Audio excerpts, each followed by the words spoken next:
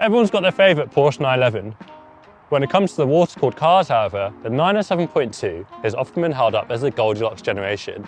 New enough to have PDK gearboxes and modern usability, old enough to have hydraulic steering and genuinely compact dimensions. Here at Shooting Brake, we've always been curious about this generation of Porsche 911. With this turbo coming live to auction on the website, we thought we'd take the opportunity to show you what they're actually like to drive.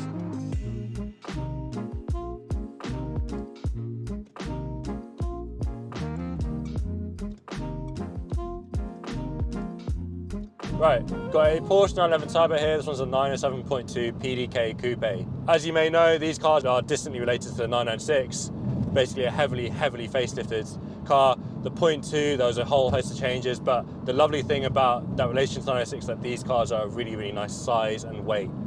So I'm going to get into the steering and chassis and all the rest of it. But before any of that, I just want to show you how stupidly quick this car is. So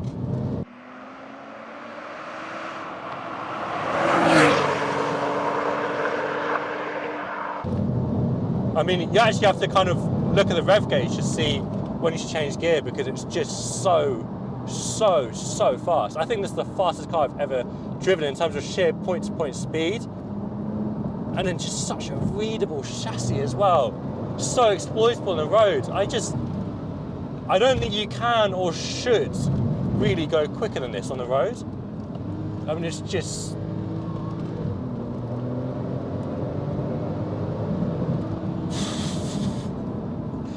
should need a special license to get one of these, honestly. And the PDK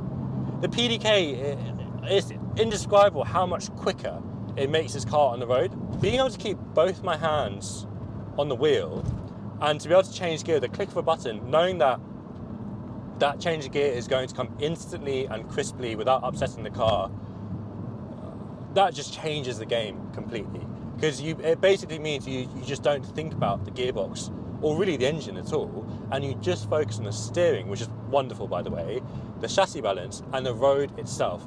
It's almost like driving on a racing simulator when you've got the racing line ahead of you, because all you have to actually think about is just getting the car into the corner and focusing on the line. And that might sound boring, but it's not. It's not, because that's actually half the fun of driving, is thinking about getting down the road as quickly as possible.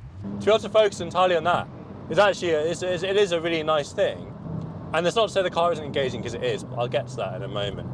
So let's just talk about what this car is and what this isn't. So this turbocharged all-wheel drive PDK 911. It's not going to feel as raw, as engaging as a Carrera 2 or GT3. That's the nature of the car, that's the use case, but it's still a Porsche 911. And if Porsche do one thing well, they do many things well, but they do one thing well, it's engagement. And this car, for what it is, for it being a two-pedal turbocharged car, is fantastically engaging, all things considered. So the steering is still feelsome. It's not wriggling around your hands like a Carrera 2. Those of you who've seen the 906 Turbo video, you're going to hear a lot of repetition in this one, because the two cars do feel broadly similar. There are some differences. Again, I'll get to that in a bit. But generally speaking, the steering system's lovely. It's the last of the hydraulically operated 911 steering systems. It's quick geared, it weights up nicely as you'd expect. Doesn't wriggle around in your hands, fine. But you get loads of road feel for it. So right now we're on a fairly well-surfaced road. I can feel that. I can feel there's some sort of slight, not wet patches, but just kind of greasy patches on it. And when you go over a crest, you can feel the steering lighten up. Just like an old 911 wouldn't give it power, but it doesn't do that on the power. It just does it when you go over a crest, or when you get the car weighted up coming down a crest and you get some G's going through it. The brakes, we've got huge 6-pot drilled and vented disc calipers here. They are steel braked. They're not ceramics like on an S. And to be frank, it just doesn't matter, because you will not get these to fade. You just won't. They are massive. They're incredibly overcool for the car. And on top of that, this being a Porsche, you still get amazing feel through the pedal, which is so impressive. Considering the size of those brakes, you still get amazing feel through the pedal, and they're completely silent as well. So that pedal feel is something that Porsche have always done really well, but normally that comes with a very long pedal, which some people don't like. And I think by the time they got to 9.7, people started to complain. They wanted a shorter pedal. All of Porsche's competitors are giving cars very short pedals. In this, you've got a really nice progressive pedal. It's kind of a medium length, not too short, not too long, but you still get that feeling of your feet literally touching the pads on the disc and pressing them in. And that gives you this amazing sense of confidence in the brakes. You feel like you know exactly how much you need to modulate them by and what you need to give it braking late into a corner. Now, if you combine that amazing pedal feel and amazing confidence in the brakes with a PDK gearbox and a turbocharged engine, you have just an incredibly capable car. So let's talk about the chassis for a second. The chassis obviously is rear-engined, all-wheel drive, and it's the usual Porsche stuff. If you barrel into a corner like you're in an M3 with 255 front tyres, you're going to get some limit understeer, but it's a very readable understeer and it's very forgiving, because if you just lift off, the nose tucks back in and the rear is completely faithful. It doesn't step out like an old 911, but generally speaking, you can get the car to rotate into a corner in a really friendly way to help get it turned in, and that gives you this amazing feeling of being able to drive it down the side of the car. So let's get it on the pedals, get into third gear, just accelerate in, a fast sweeper here, late apex. You can take a line, get on the brakes, car turns in nicely. If you lift off and turn in, the car will start to rotate. That's a great feeling.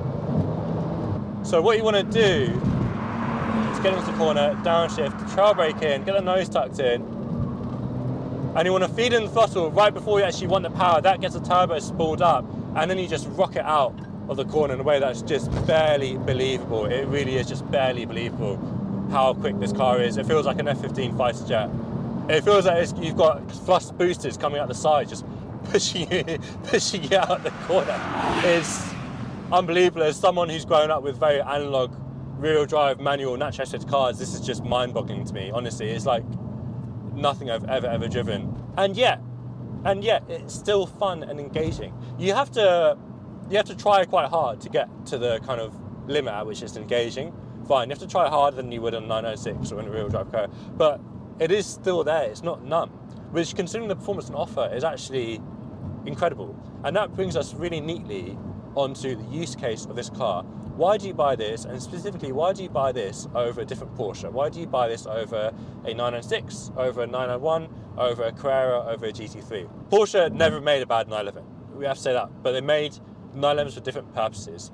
I think what this gives you over 996, that first off, I feel like this feels like an objectively nicer car to be in and to look at. I love the 996, it's my favourite generation of Porsche, easily my favourite generation of Porsche, for me personally. But this, I understand why you'd want a 997, specifically 97.2, because this just feels 4 generations on in terms of the interior modernity, in terms of the looks. You've got the classic Porsche 911 looks that are back here with the round headlights and the kind of finer details. But the interior, more than anything, it's just such a nice place to be. We've got leather stitched dash here. It feels really well screwed together, much better screwed together than 996 does. Everything feels really nicely weighted, and it's just got a premium feel to it. I hate to use that word, but it does have a premium feel to it. You get into this and it just feels like a nice car. It feels like an expensive car. It feels like a luxury car. To have that duality of personality of it feeling like a luxury item but also a genuinely capable performance car, that's a very compelling thing to have. Is it more fun than 996? I'd say it's on par. I wouldn't say the additional performance adds more fun, but what it does add is capability. This, I think, would be a much nicer car for a European road trip, for a general long road trip, or a car to pile the miles on. And crucially, add the kind of modernity, the PDK gearbox, general relaxed feel to the car. What that means is you can blast down, French water routes, go through Europe, get to Italy or Monaco or wherever it is you're going. And if the last 20, 30 minutes of your drive is down challenging technical country lanes and you're tired, you still want to have fun, this car, it gives you that effortless, accessible performance. That means you can have fun without breaking a sweat. It's not tiring to drive. It's not tiring to go fast in. You can plan your overtakes really well, really easily. As a tool from getting A to B enjoyably and satisfactorily, it's just awesome. It's just awesome. And what does it give you over 996? First off, PDK gearbox, much better than the tip. And it's not as engaging as a manual, but it's a really, really nice in between. It's still very engaging, and like I said, enables you to keep 2 hands on the steering wheel, which just means you can focus on that fantastic steering system and a fantastic chassis and get the car down the road that little bit quicker. Whereas there's a lot more to do in a manual turbo because the car's so quick. The mental calibration it takes to think about gears, what gear you're in, using the clutch, plus getting the car into the corner it's a lot to think about. And this, you're just able to focus on getting the car down the road as quick as possible. What does it add over a 991? Well, you've got hydraulic steering, which is just lovely. And it's a much simpler car, it's a much more analog car, really, because you've got just front steering, you haven't got rear wheel steering on this. It doesn't need rear wheel steering because the wheelbase is still quite short. It's still quite a compact car. It's narrow enough to take a line within a corner. It's small enough to park wherever you want. The visibility is great. You still got this feeling of the windscreen being right here in front of you. It's still got that classic Porsche 911 feel in terms of the proportions and the way it's set up and the way all the controls are weighted, and that's really nice. As a car enthusiast, not just someone looking for a nice car, that's really nice. And ultimately, I think when it comes to usable, fun Porsche 911s, I think this is hard to beat. I do. I think the differences are fine. The majority of the Porsche 911s out there, they're all usable, practical, reliable cars day to day that you can trust to take you on a long trip, and you're going to have a good time, you're going to get there, you're going to have great part supply from OPCs and general support. They're really nice cars to own and run. But this, I do truly think it's that Goldilocks era in terms of modernity and classic tactility and analogness. And it's not going to be for everyone, but if it is for you, then this is the car, really. And this one's a really nice spec. I'm not really into white cars, but the pearlescent white you get on this, the way it pops in the sun is something to behold. I don't think pictures will do it justice. I think you really need to see it in the flesh to understand. It's got black interior. This is common of cars this era. Most people like black interiors. I like a bit of colour personally, but you know, I get it. Generally, this is a car where you're going to be very, very happy to see it parked outside your house. On top of that, you go for a drive of this thing with your friends, they are not going to be able to keep up with you. I don't know if that's a good thing or a bad thing, but you know, if you're a little bit competitive, this is just going to blow everyone away. Not just because of the stats, but also just because that performance is so accessible, so well calibrated for the road. You don't get into this thing, oh, this thing is set up for the Nürburgring, it's set up for track. This thing is set up to be just brutally competent and accessible on the road. I know that sounds crazy to say for an all-wheel drive 500 brake car, but it really does feel accessible and capable on the road. Just gonna give it a blast. Sounds great as well. Now the 0.2, oh, that's a stunning E30. Yeah, that's a 750IL. The 0.2 907 was the first of the DFI engines, so that means it's a direct fuel injection engine.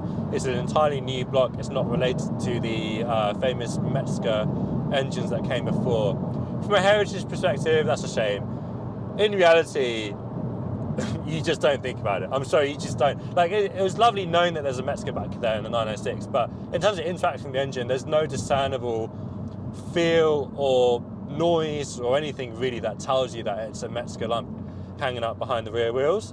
What this is a really, really fantastic engine that actually sounds really nice. Considering it's turbocharged, it's got a really nice sound to it. It's got a very sonorous flat six wail to it that I wasn't actually expecting. And that flexibility is just incredible. It's a fairly reliable engine as well. It's a decent proposition for a second-hand buyer. And if you're into that style of cars, it's very tunable. You can easily get 650 brake out of these with just a map and some basic bolt-ons, and I think you can push them a lot further if you so desire. I think you'd have to be an absolute lunatic to do that because this is just already so quick. But you know, maybe after a month or two, you get used to the power and want more. Who knows? Now, what about flaws? Every car has them. This is no exception. They're few and far between. First off, PDK gearbox. You're normally going to use the paddles, but there's a case for some people wanting to use the gear lever to go up and down the gears. Annoyingly, Porsche have done the up and down the wrong way around for a performance car. So really, you should have to pull the lever back to go up a gear and forward to go down again. The reason is that when you're accelerating, especially in a car as quick as this, the G-force is pulling you back and you want to pull the lever back for the next gear, and when you're braking, the opposite is happening. That's how race cars have it set up, that's how most performance cars set it up. Most non-performance cars have it set up this way because it's perhaps more intuitive to the normal driver. I think it's a shame that Porsche chose to do that. It's a very, very minor thing, but it is something you interact with quite a lot. You need to get used to it. Other than that, another minor thing, when you're doing a tight turn like this, the four-wheel drive system plus the Ackerman, which is set up for fast corners, means you sometimes get a slight scrubbing when you're turning at full lock. It's something you'll only notice in car parks. It makes no functional difference to anything, but it's a slightly unpleasant feeling that you might initially think something's wrong with the car. It's not. It's how a lot of these modern four-wheel drive performance cars are set up, including a lot of hot hatches like the A45 AMG and a lot of RS3 Audis, all that kind of stuff. They all have this issue. Anything that's four-wheel drive that's set up for fast cornering tends to have that. The flip side is, Porsche trusts the owners and drivers of this car enough to give it an incredibly tight turning circle. So you can do like almost 1-point turns in this, which is so useful. It's been really great for filming because when you do B-roll, you have to get flybys and turn the car around, do another flyby. And it's so much quicker when you've got a car that's got a really, really good steering lock like that. So that's really nice. And that makes the car incredibly usable day to day, which is what the 911 Turbo is all about.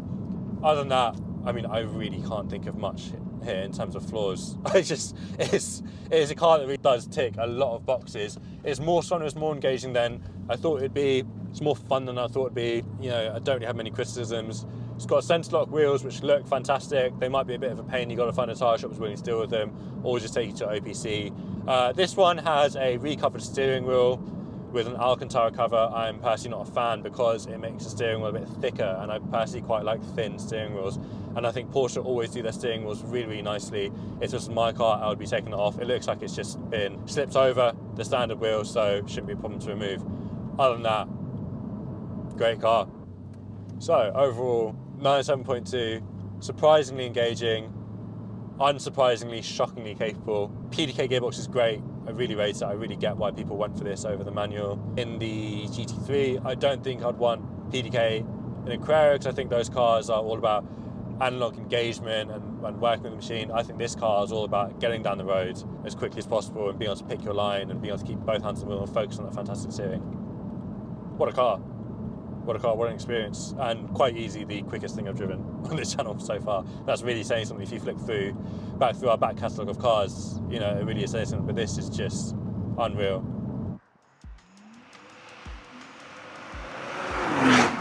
Like the look of this Porsche 911 907.2 Turbo? Of course you do. It's coming live to shootingbrake.com and it could be yours with a click of a button. We've got some great content here at Shooting Brake about the cars that you love. Thanks for watching and see you next time.